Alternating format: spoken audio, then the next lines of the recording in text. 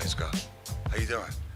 Welcome back to another episode of Behind the Laughs, a special edition with my little sister, Tiffany Haddish. Hello. Hello. Welcome to Behind the Laughs. Behind every laugh, there's a story. Mm-hmm. You've been navigating through entertainment since your late teens, excelling on all levels. It was excelling. Then it slowed down, declining. Then it was accelerating a little bit. So decelerating, going fast. The peaks and the valleys. The peaks and the valleys. It's crazy. It's crazy. It's a roller coaster, and I feel like I'm on a football field, and sometimes I get tackled, and then I get back up and keep it pushing. Your endurance is really something else, man. I know some people thought I was going to be done, like, right after girl trips. They're like, one hit wonder, she's over. And then, bam, here's another one. And bam, bam, there's another one.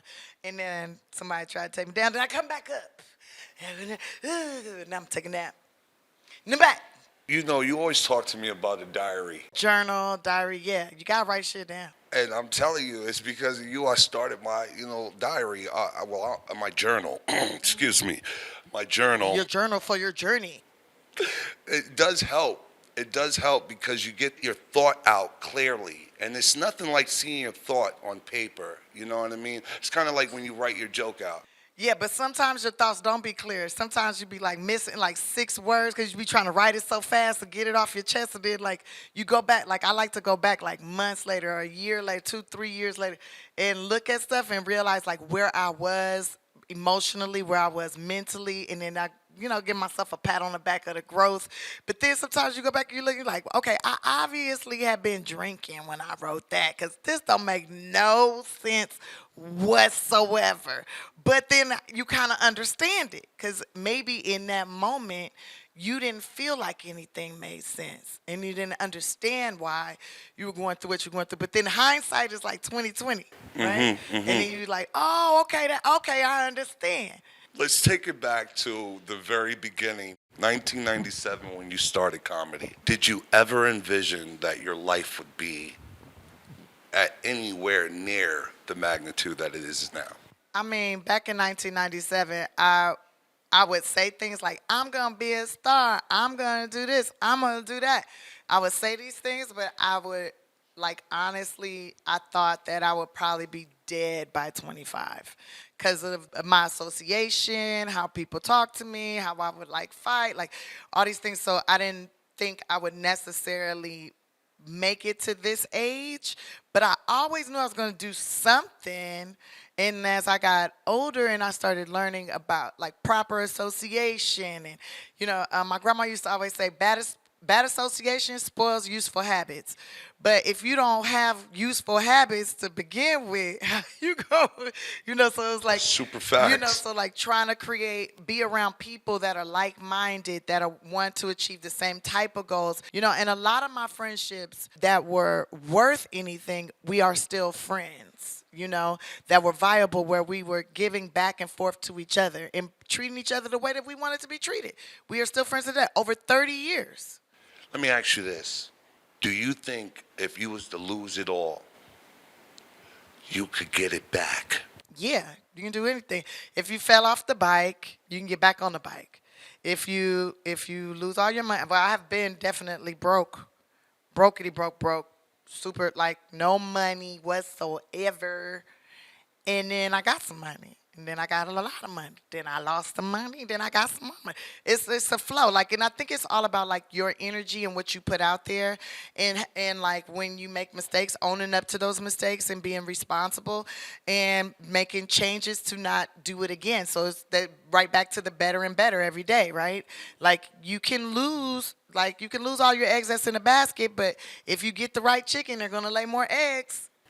You ain't lying about that. That's some real talk right there. I hope y'all listening at home.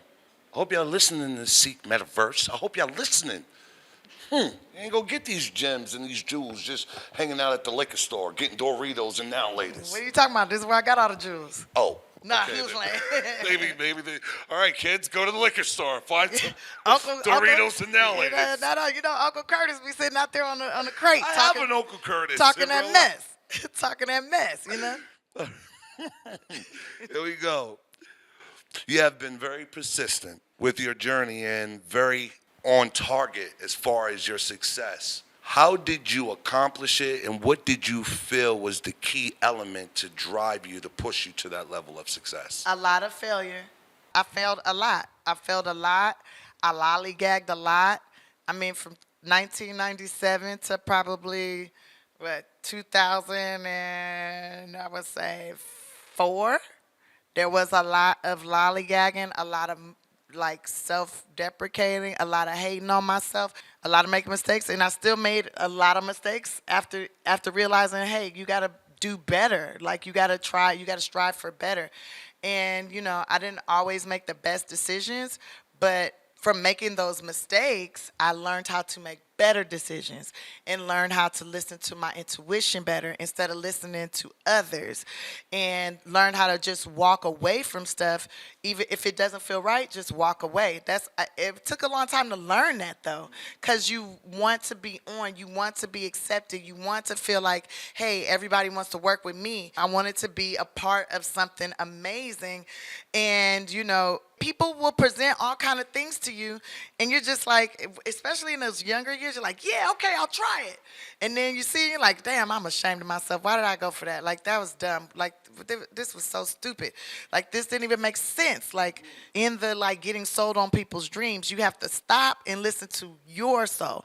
So it's like getting back to what feels good for my soul. Where is my happiness? How can I achieve the better and better every day? And it's like, okay, do one thing every day towards that goal, no matter what everybody else is saying, and do something towards that goal. But it has to feel good in my gut. Like, it has to feel good because you got 3 brains. Well, you're a man, you probably got 4 brains.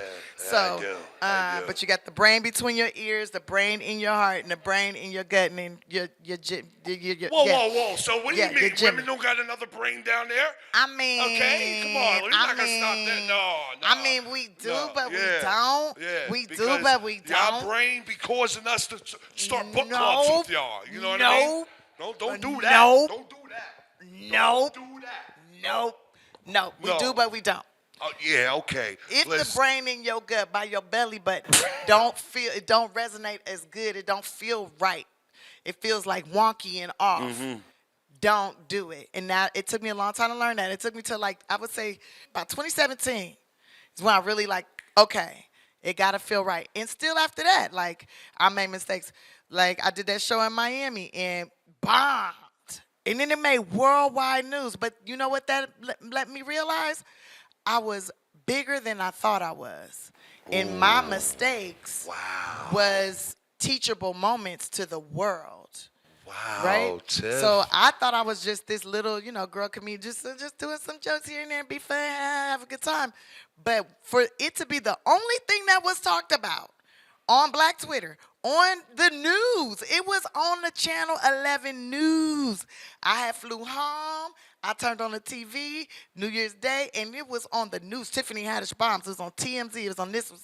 It was everywhere. And that's when I realized, like, dang, that many people care? Yeah. And then Sinbad called me and said, you made it. You a star. You a freaking star. You're fucking me up right now, dude, saying that you didn't even know how big you were. That's so crazy. I didn't think of myself like that. That's because of your humbleness. And I still don't think of myself that way. I know I'm a star, but I still like to go to the grocery store and buy my own groceries. Do you ever feel the pressure of trying to appease other comics when you were starting to break? When you started to get, and you feel like, I don't want to make them think that I'm too big to do whatever they're doing. And I know comics can feed off of those kind of opportunities or try to position you in that. Have you ever experienced those kind of feelings? Yeah, you definitely get manipulated.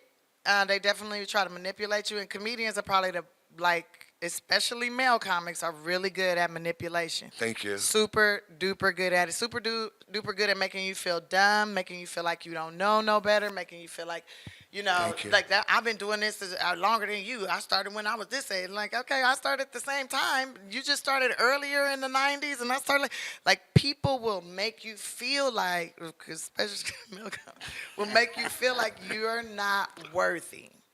And they will be like, yeah, you want to do this show? It's a 700 seater, and they'll be like, yeah, so we give you $150. And they'll try to make you feel like your credits aren't worth what you should be getting paid, and that is more than $150. If it's a 700 seater and you charging $40 a ticket, like oh wait, and then the VIP tickets is 120. Oh, Beth Payne told me when you do colleges, don't never let them pay you less than $2,500. Because every single student pays an entertainment fee. They pay a fee for extracurricular activities. Never let a college pay you less than $2,500. She's like, Tiffany, you've been doing comedy for more than 10 years. You've been doing these colleges and they paying you $400, and you still got to buy your plane ticket, and you got to buy your food, and you got to get your own hotel, and you're not making any money. It doesn't make any sense to be doing it. And I was living in my freaking car. So these are during those days, and they're trying to. I got you. I got you. Is there a particular memorable moment of this journey that stands out to you the most? Like immediately that pops up in my mind is when I went to Greece, and it was like, wow, it was so much fun, and I wasn't worried about what I looked like or anything like that. It was just a good time, and people recognized me and knew who I was, but they wasn't trying to intrude on my space or trying to take a bunch of pictures. They just like, Tiffany, hello, and just going on about their business, and I was going on about my business. I felt like at peace and relaxed, and yes, I was dancing every day, and the people that were around me were good, and it was just a blast. And I ain't gonna lie to you, I had a room with a balcony, and I stood out there and I cried my ass off because I remember being a little girl thinking like I will never leave South Central LA, and I want to, I'll never get to be like on pretty water or whatever, because I didn't think it was possible, but I imagined it, And I started learning how to imagine things in a good vibration. And when you get that good vibe, you start imagining those dreams, they come true. Yeah, man. And I got him to leak. He's crying. You're too much. You're too But much, it's the man. truth, bro. Here you go. Thanks, you man. got to learn how to make your tears go backwards. No, I'm trying. That's what I do. You And gotta make puddles in my ear. You crack a joke and just let them come backwards. man, and your then just story. let them leak out the back of your ears later. No. Let's talk about your Grammy award-winning album for your comedy. Black Mitzvah? Yes, Black Mitzvah, yeah. It won a Yes. Grammy, and it also was nominated for an Emmy. Let's talk about how important that is, being that you were the only second black woman in history to ever do that. Yeah, Whoopi Goldberg won first. And before her, it was, Lily Tomlin. And then I think, then it was Whoopi. Then after her, I believe it was Kathy Griffin. And then me. Second black woman. Yeah, second black woman. And there's only been 4 out of all the years for stand-up comedy specials. And that's crazy. And then to be the only woman competing against all these men, Jewish and white men, I thought about like how awesome would it be for little girls like me, or just little girls period, to see that and like making that shift and being able to compete with the boys. I might not be able to compete in football, might not be able to compete in running, but I can compete in these words, and I can compete in bringing joy to others. I thought it was super awesome. And when I was working on Kids Say the Darndest Things, and that's the producers told me that I won, and I'm sitting, standing there with these young girls that are telling me they want to be the presidents of the United States of America and how they're going to run against each other to be the president, these 2 little black girls. And that already was emotional for me because I was so proud of them, and they had their campaign all planned out, and they knew what they wanted to do. And then they're like, yeah, and they had me going on this rant about like how hard it is to get to win, how hard it is to get to a certain level. And he's like, and then you win a Grammy because you just won a Grammy, Tiffany. And I'm like, I just won a what? I what? I remember that. You were on set. And dude. I was like trying to, because I really want to scream, shout, holler, and jump up and down, but I didn't want to scare the kids. You got to think about the kids, like the kids. And so then I just, my appreciation speech, my thank you to my colleagues for voting for me was really for those little girls and for all little girls that think like, I want to do something, but they're not sure. But this new generation, they think they could do everything. So I'm proud of them. Congratulations. I think it's very important, especially when you see young girls with that spark. I think it's your duty to put the gasoline around it so that that spark becomes that fire. Exactly. A lot of people don't even know the stuff that you do on the sideline, like as far as giving back, you going to speak at the group homes and the foster care homes. What inspires you to continue to go and do that? Why is that so important to you? I think it's super important. Okay, I go to, the juvenile detention centers or to the camps that they have for them, to high schools, to junior highs, to elementary schools. Because do you remember the Brady Bunch? Yes. And do It's you a remember? story. Yeah. You remember I remember- Florence, the one that played the maid? The maid, come on. Yeah. She came up to my junior high school and she talked to the kids in my drama class. And she just talked about her experience of being like a human mannequin and talked about her experience auditioning and stuff. And then I was like, she let us ask her questions. And I was like, excuse me, what's a human mannequin? Like, you wasn't a real human at first? Or what do you mean? And she said, no, before there were like actual mannequins, we would model in the windows. She said that's why department stores had these big windows and they would stand there and like hold a position and like not blink, and they would have training to teach you how not to blink for like up to 2 to 3 minutes. And I was like, what? And I asked her all kind of questions and she answered all of them. And that really, that was a nice little seed that was planted, right? And I was so happy, and I couldn't wait to get home to tell my sisters and brothers that I met the lady from the Brady Bunch, like I was bragging and stuff. And then they jumped me, and that's when I learned not to brag. They jumped you. Yeah, there was Whoa. a thing like, yeah, my sister and my brother, they jumped me or whatever, and but I beat them up, but still. But that's when I learned, like, it's probably not cool to brag, right? You shouldn't brag. But sometimes I still do it, but mostly drunk and alone at home. But but that made me, that planted a seed in me. And then I remember she was like the only black woman on a soap opera. And she came to our school and she talked about being in foster care and her grandmother getting custody of her and stuff. And I was like, yo, if she can do it, Facts. I could do it.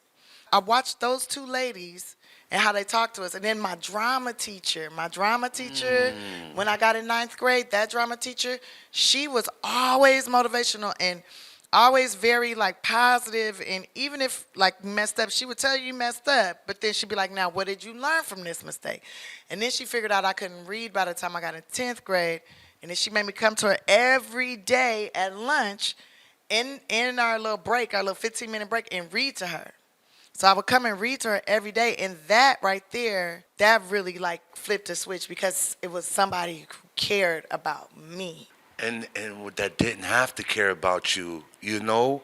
And she cared about me, and I did not look like her, and she did not look like me, but she cared about me ever I'm since so 10th thankful grade. for her. I'm so thankful I for her. am too. I got to call her. Because the gasoline she put around your spark has definitely lit a fire, and that's necessary. With that being said, guys, behind the laugh, every joke has a story, and we had a very special Behind the Laugh episode with my little sister Tiffany Haddish, man.